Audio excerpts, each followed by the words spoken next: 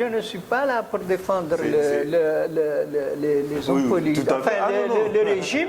Je dis que ça, c'est des histoires politiques. Voilà, s'il n'y avait pas ces manipulateurs politiques qui chacun tire de son côté pour essayer d'avoir une assise ou d'avoir un poste, les problèmes des Mauritaniens seraient réglés. Parce que, regarde, quand tu regardes Ohod, par exemple, les gens, chaque année, il y a des gens qui s'entretuent pour une question de barrage.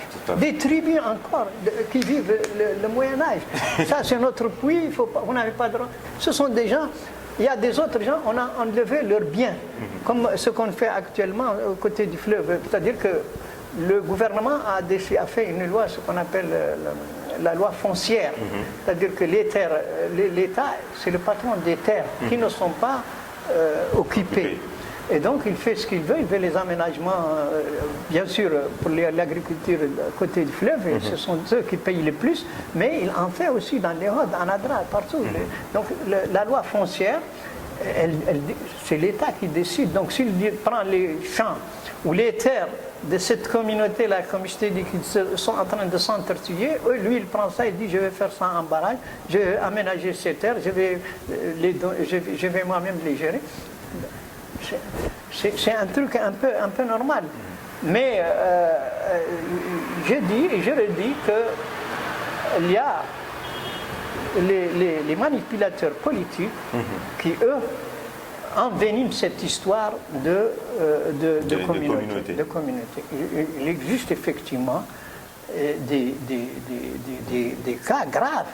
On a vu les recrutements ces dernières années, mais c'est justement, je te dis, parce que l'autre côté, les gens ne sont pas assez politiques dans le sens de intelligence politique, c'est-à-dire que c'est plus tribal que politique. Pour battre ton ennemi, il faut essayer de pénétrer là-dedans, il faut le connaître. Si tu ne connais pas les lignes adverses de toi, tu ne peux pas le battre. Tant que tu es là-bas et tu cries la victimisation, je suis victime de ci, je suis victime de...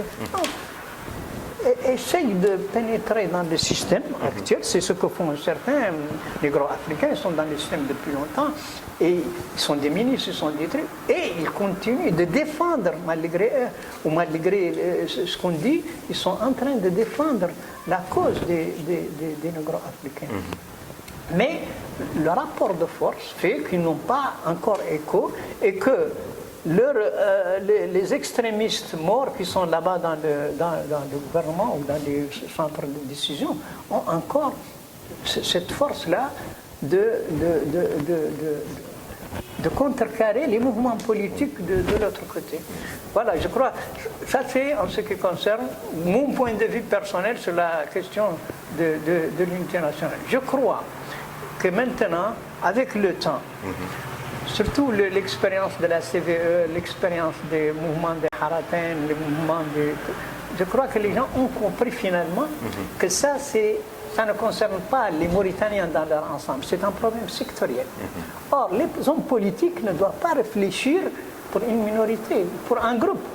Ils doivent dépasser ça. Il faut réfléchir pour toute la Mauritanie. Insérez votre lutte. Quand vous dites, la création de la CVE, on a vu, elle s'est déchirée. On a vu même l'IFP, le truc de mon promotionnaire Mohamed, docteur Mohamed Mouloud. On a vu, c'est parce qu'ils restent figés sur des positions et des principes très rigides. Ils ne veulent pas admettre qu'il faut aller se battre, il faut aller sur le terrain de la légalité plutôt que sur le terrain de la revendication. Voilà. Donc, tu vois, par exemple, l'IFP s'est disloqué, Kadiata est parti, les autres... ça n'existe même quand ils ont fait les élections. Mohamed Mouloud n'a même pas eu quelque chose. Je crois qu'il a eu 2% ou quelque chose comme ça. Donc, même les mouvements de Haraten que dirige Biram, voilà, c'est après les élections. Pourquoi? Parce qu'ils ne représentent pas les Mauritaniens dans leur ensemble. Ils parlent au nom d'un groupe. Donc ce groupe va vous voter, mais ce groupe restera dans tous les cas un petit groupe. Ce n'est pas le groupe. Pour être politicien, il faut voir grand. Il faut parler au nom de tous les Mauritaniens.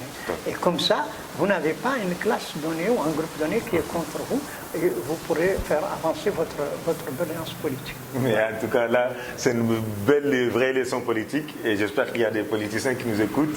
Donc, agrandissez votre horizon et adressez-vous à tous les Mauritaniens et à toute la population, parce que s'adresser qu'à une communauté, finalement, ça c'est ses limites. Ça, c'est limite, et on a pu voir comme les exemples qui ont été donnés, et que ce soit avec Biramda ou Labeid, que ce soit avec Ould Mouloud, ou encore avec la CVE de Khan Hamdou Baba. Donc voilà. Monsieur Elie Salem Kader. Oui. Khayyar. Pourtant, son inquiet, le Kh se prononce bien. Je suis un mauvais soniqué. Je ne suis pas un vrai soniqué. D'accord, ok. Voilà. Okay. Oui. Non.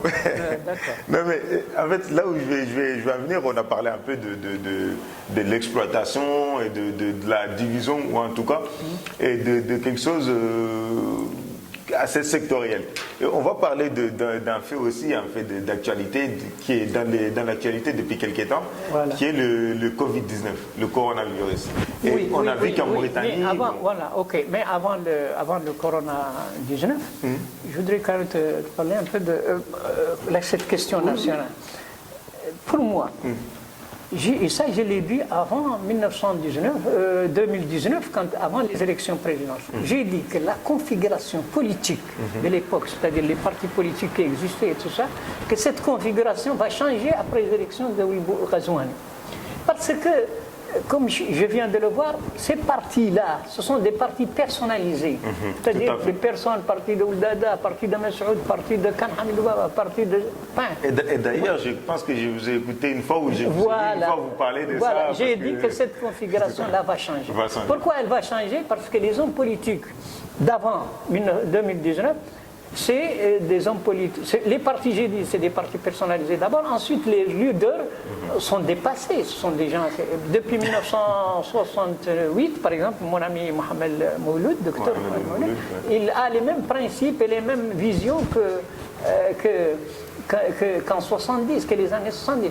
D'ailleurs, quand Madame Kadia, l'un des premiers ministres lui a dit ça dans une assemblée nationale, vous restez accrochés à vos principes de 1970. Alors que le monde évolue rapidement et qu'aujourd'hui il faut changer. C'est l'intelligence, c'est avec l'intelligence qu'on va pouvoir avancer. C'est fini les forces, les mouvements de contestation, etc. Parce que là aussi, je t'apprends. Les mouvements de contestation, ça ne sert que les régimes. Parce que les mouvements de contestation, les policiers, par exemple, ils ne souhaitent que ça.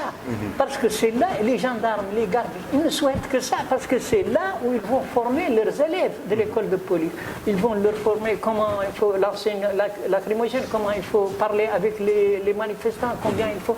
Et c'est comme ça qu'ils vivent les forces. Donc l'État a intérêt, enfin le gouvernement, il a toujours été rigide et ferme sur les manifestations.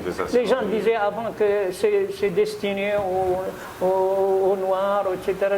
Mais on a vu avec les femmes, des vieilles femmes de Cheikh Rida, les créancières de Cheikh Rida, on a vu avec les étudiants à l'université, on a vu avec les gens de Tivirit, les gens qui habitent le petit village là au sud de Nouakchott et qui disent qu'il faut enlever la poubelle.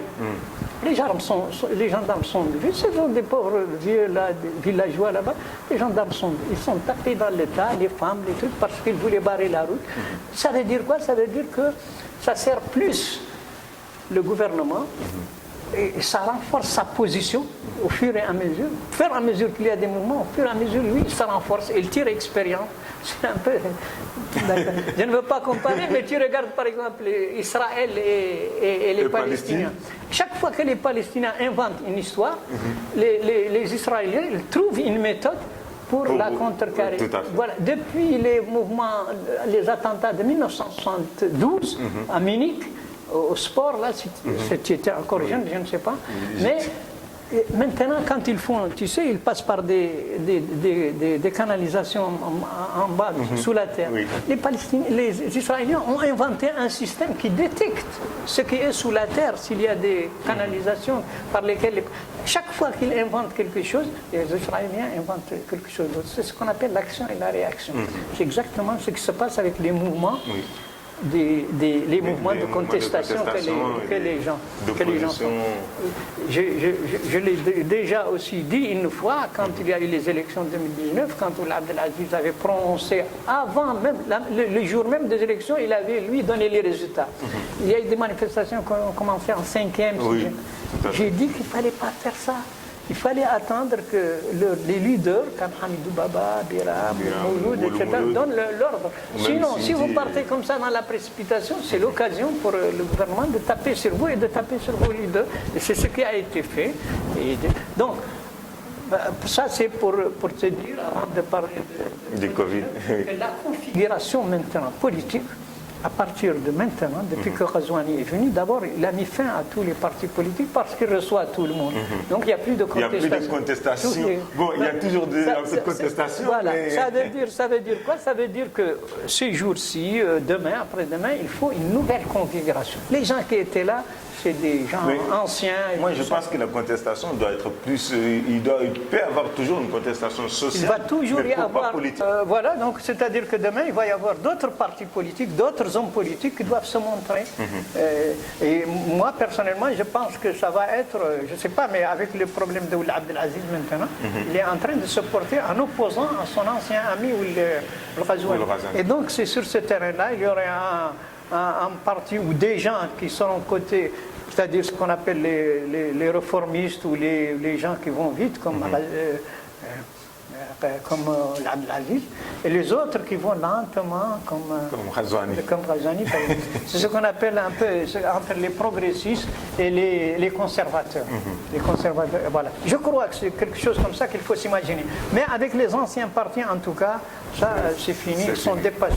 Et les anciens mouvements aussi. En tout cas. Voilà. Donc, je tiens à vous remercier et je tiens à remercier tous nos téléspectateurs et aussi toute l'équipe de TV Touba, et, voilà, Mr. Tandia, Moumi Traoré, Ousmane Diallo, Ladi Diallo et puis Demba Soumaré et tous les autres.